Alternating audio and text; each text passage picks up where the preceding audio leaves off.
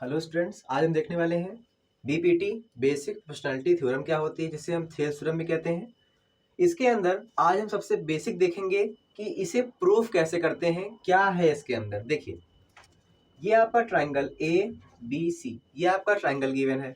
अब इसके अंदर आपको एक लाइन दे दी गई है डीई, जो किसके पैरेलल है, जो आपका बीसी के पैरेलल है। देखिए, मैं यहाँ पे ट्राइंगल ड्रॉ करता हूँ।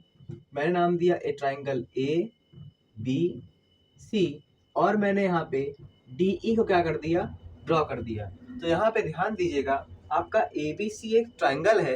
ट्राइंगल के अंदर मैंने क्या किया, फर्स्ट ऑफ ऑल मैंने क्या किया, डी इसके पैरेलल ड्रॉ कर दिया। कोई दिक्कत यहाँ तक? चलिए, अब देखिए यहाँ पे अगला स्टेप क्या होता है। फर्स्ट स्टेप तो आपका एक डी जो आपका बी सी के पैरेलल दिया गया है। सेकंड स्टेप के अंदर हम क्या करते हैं कि ई को परपेंडिकुलर ड्रॉ करते हैं ए बी के ऊपर, और डी से ए सी के ऊपर 90 डिग्री का परपेंडिकुलर ड्रॉ करते हैं। देखिए, जैसे यहाँ पे मैं एक ट्राइंगल ड्रॉ करता हूँ। मान लीजिए मैंने ट्राइंगल ड्रॉ किया ए डी ई, मैंने यहाँ पे A D E triangle draw कर दिया। जब आप ई से इस पॉइंट पे एक लाइन ड्रॉ करोगे जो कि 90 डिग्री का एंगल बनाती है, तो यहाँ पे मैंने इसको एम नाम दिया। अब अगर आप ध्यान दें, यहाँ पे अगर हम ध्यान दें तो ये एक ट्राइंगल बन रहा है, राइट ट्राइंगल बन रहा है। तो अगर मैं इसका एरिया निकालूं तो ये आपका होगा 1/2 इंटू बेस इंटू हाइट। यही फार्मूला होता है राइट ट्राइंगल के एरिया का फार्मूला। अब देखिए, यहाँ पे आपका ए बी सी एक राइट ट्राइंगल है और 90 डिग्री किस साइड पे पड़ रहा है, 90 डिग्री आपका एडी साइड पे पड़ रहा है। तो आपका एडी क्या हो जाएगा, बेस हो जाएगा, और ये आपकी क्या हो जाएगी, एम ई हाइट कहलाएगी। आपको समझ में आ रहा है? Got it? चलिए, तो ध्यान दीजिएगा, मैंने यहाँ पे ए डी ई एक ट्राइंगल के अंदर दो परपेंडिकुलर्स ड्रॉ कर दिए। एक तो आपका इस तरीके से ड्रॉ कर दिया गया और एक इस तरीके से ड्रॉ कर दिया गया। आप ध्यान दें कि कोई भी ट्राइंगल के अंदर आप दो परपेंडिकुलर या तीन परपेंडिकुलर ड्रॉ कर सकते हो, और तीनों की हाइट क्या होती है, हमेशा सेम होती है। आप चाहे यहां से यहां पे ड्रॉ कर दो, तब भी जो उसकी हाइट होगी वो हमेशा सेम होगी। अगर वो 5 सेंटीमीटर की है तो यहां से यहां तक भी वो 5 रहेगी, यहां से यहां तक भी 5 रहेगी, और यहां से यहां तक भी वो 5 सेंटीमीटर की रहेगी। अब देखिए, इसके अंदर गिवन क्या है। आप सोचते हो कि सर प्रूफ क्या करना है, कैसे प्रूफ करना है, तो इसके आपके 4 सिंपल स्टेप बताऊंगा मैं। 4 सिंपल स्टेप। स्टेप नंबर 1, आपको पहले देखिए इसके अंदर गिवन क्या है। गिवन में आपका दिया है A B C, triangle A B C in which D E parallel B C. आपका ए बी सी एक ट्राइंगल दिया है जिसके अंदर आपका जो डीई है वो बीसी के पैरेलल है। तो इसे समझाने से पहले मैं आपको क्लास 9th की एक थ्योरम बताता हूं। आपके सिलेबस से कट चुका है, वो रिड्यूस हो चुका है, लेकिन फिर भी आपको बताता हूं कि जब दो लाइंस आपस में पैरेलल होती हैं, क्या होती हैं, आपस में पैरेलल होती हैं, तो इनके बीच में जो ट्राइंगल फॉर्म होते हैं, इनके बीच में जो ट्राइंगल फॉर्म होते हैं उनका एरिया सेम होता है। क्या मैंने क्या बोला कि जब दो लाइंस आपस में पैरेलल होती हैं तो सेम बेस से, क्या मैंने फिर क्या बोला, आई रिपीट, सेम बेस से अगर दो ट्राइंगल उन्हीं दो पैरेलल के बीच में बनते हैं तो उनका एरिया क्या होता है, सेम होता है। मैं फिर से एक बार रिपीट करता हूं कि दो लाइंस आपस में पैरेलल होती हैं और उनके बीच में जो ट्राइंगल्स बनते हैं, अगर उनका बेस सेम है, अगर उनका बेस सेम है, एकदम देखिए दोनों का बेस सेम है, यहीं से ये भी निकली लाइन, ये भी यहाँ से ये लाइन निकली है और यहाँ से ये लाइन निकली हुई है, तो दोनों का अगर बेस सेम है और वो दोनों ट्राइंगल पैरेलल के बीच में लाई कर रहे हैं, तो उनका एरिया क्या होता है, सेम होता है। कोई दिक्कत यहां तक? चलिए, तो मैंने आपको ये चीज समझाई। अब देखिए, आपको स्टेप नंबर 1 के अंदर कंस्ट्रक्शन करनी पड़ेगी। कंस्ट्रक्शन के अंदर क्या करनी पड़ेगी, कंस्ट्रक्शन में आपने किया join BE and C D. आपको कुछ नहीं करना है, आपको एक ट्राइंगल दिया है एबीसी, जिसके अंदर आप क्या करो, इस पॉइंट को इस पॉइंट से ज्वाइन कर दो एंड इस पॉइंट को इस पॉइंट से ज्वाइन कर दो। तो मैंने यहाँ पे लिखा है join BE and C D. BE और सी डी को मैंने क्या किया, ज्वाइन कर दिया। अब देखिए, draw E M perpendicular A B. अब आप ध्यान दो, इस छोटे से नन्हे ट्राइंगल के अंदर ई से लेके एम तक एक परपेंडिकुलर ड्रॉ हुआ, जो आपका EM है वो AD के ऊपर एक परपेंडिकुलर ड्रॉ कर दिया गया। कोई दिक्कत यहां तक? चलिए, अब मैंने क्या किया, DN परपेंडिकुलर AC, मैंने इस AC साइड के ऊपर जो DN है वो परपेंडिकुलर ड्रॉ कर दिया। मैंने अभी आपको समझाया था प्रीवियस में। चलिए, यहां तक कोई दिक्कत? स्टेप नंबर 2, स्टेप नंबर 2 में आपको क्या करना है, ध्यान दीजिएगा। प्रूफ के अंदर हम आएंगे, हम यहाँ पे प्रूफ लिखेंगे। हमें प्रूफ क्या करना है, ये प्रूफ करना है, हमें प्रूफ लिखना है जो हम खुद प्रूफ कर रहे हैं। अब देखिए, वी नो डैट, हम जानते हैं, क्या जानते हैं, area of the triangle on the same base. मैंने क्या बताया था कि जो ट्राइंगल बनते हैं सेम बेस से, between same parallel, same parallel होंगी, आपकी सेम पैरेलल होंगी, और इसके बीच में जो ट्राइंगल्स बनेंगे वो सेम बेस से बनेंगे। देखिए, बेस दोनों का सेम है और दोनों किसके बीच में लाई कर रहे हैं, दोनों पैरेलल बीच में लाई कर रहे हैं।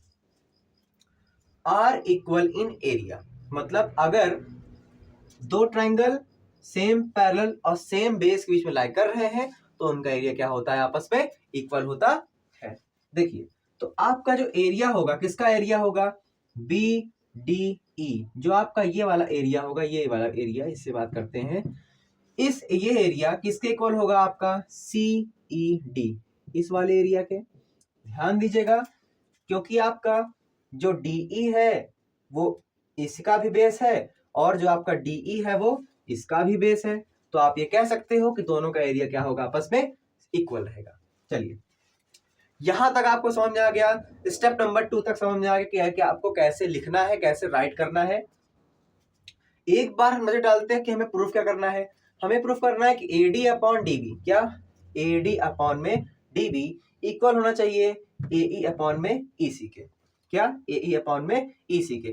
तो अगर ध्यान दीजिएगा, मैं यहाँ पे देखूं जो AD आपका आ रहा है वो किस ट्राइंगल के अंदर आ रहा है, तो आपका जो AD है वो ट्राइंगल ADE के अंदर आ रहा है। बोलिए, हाँ, आपका ट्राइंगल ADE के अंदर आपका AD लाई कर रहा है और DB किसके अंदर लाई कर रहा है, आपका DB आपका लाई कर रहा है ट्राइंगल BDE के अंदर। क्या एरिया ऑफ ट्राइंगल ADE, जो नन्हू वाला ट्राइंगल है इसका एरिया, और जो ये वाला ट्राइंगल है, ये वाला ट्राइंगल, इसका एरिया। मैंने दोनों को डिवाइड कर दिया।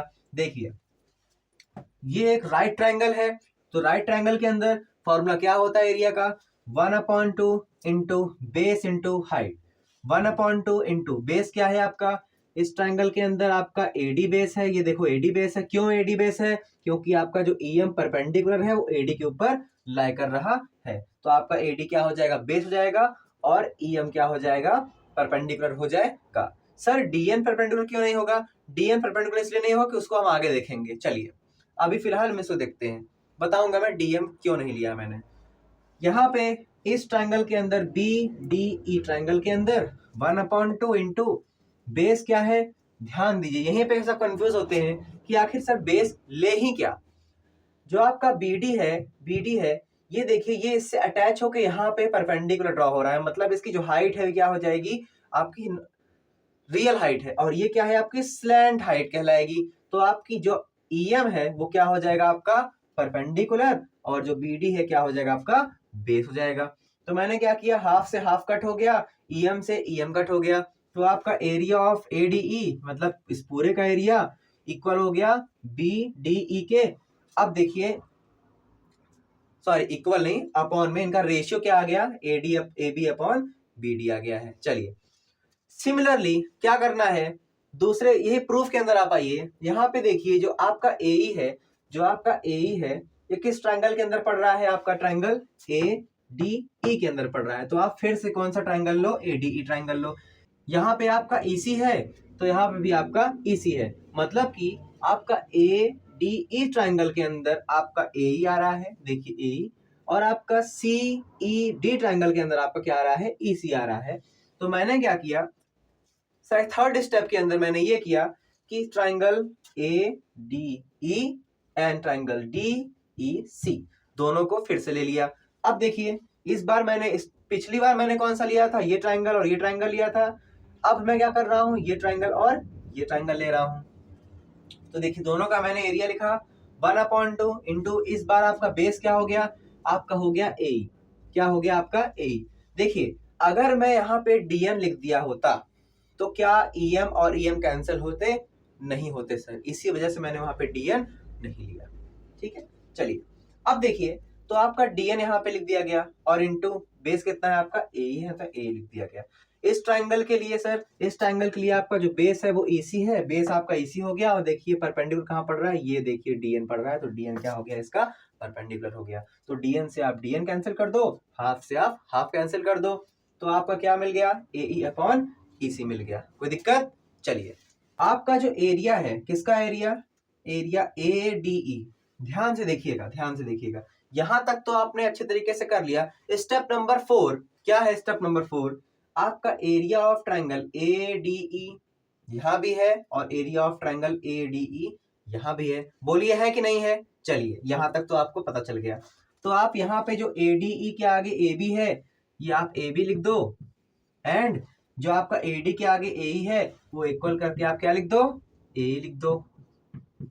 यहां तक आपको समझ में आ गया? चलिए अब जरा ध्यान दीजिएगा कि जो आपका BDE है क्या वो किसके इक्वल है, CED के इक्वल है या नहीं? क्यों इक्वल है सर? इक्वल है, लेकिन क्यों इक्वल है? मैंने भी बताया था कि आपका DE और BC आपस में पैरेलल है, तो इनके बीच में जो दो ट्राइंगल लाई करेंगे उनका एरिया भी सेम होगा। देखिए तो आपका जो BDE है वो CED के इक्वल है, इसी वजह से क्या मैं BD को रिमूव करके यहाँ पे CED लिख सकता हूँ? बिल्कुल लिख सकता हूँ यहाँ पे। तो देखिए आपका CED की वैल्यू क्या हो गई, यहाँ पे EC है, तो आप यहाँ पे क्या लिख दो, EC लिख दो, और आप BDE को रिमूव करके यहाँ पे CED लिख दिए हो, तो उसकी वैल्यू क्या हो जाएगी, आपकी BD हो जाएगी, तो आप फिर से यहाँ BD लिख दो। तो अब जरा ये ध्यान दो कि मैंने, मेरा क्या प्रूफ हुआ, AB upon BD, AB upon, चाहे आप इसको BD लिखो और चाहे आप इसको DB लिखो, बात एक ही है। तो AB upon DB equals to AE upon EC, ये आपका प्रूफ हो गया। और ऐसा क्यों हुआ, यहाँ पे आप लिखना, यहाँ पे आप लिखना, since area of triangle BDE आपका इक्वल है एरिया ऑफ ट्राइंगल CED के, किसके, CED के। Got it? चलिए आप लिखते ना हेंस प्रूफ। इस तरीके से आपका BPT खत्म होता है। ध्यान दीजिएगा ये 4 स्टेप में हुआ था। फर्स्ट स्टेप क्या थी इसकी, आपको पहले कंस्ट्रक्शन करना था। कंस्ट्रक्शन के अंदर आपको B को इस पॉइंट से मिलाना था, C को इस पॉइंट से मिलाना था, E से लेके AD के ऊपर एक परपेंडिकुलर ड्रॉ किया, D से लेके AC के ऊपर एक परपेंडिकुलर ड्रॉ कर दिया गया।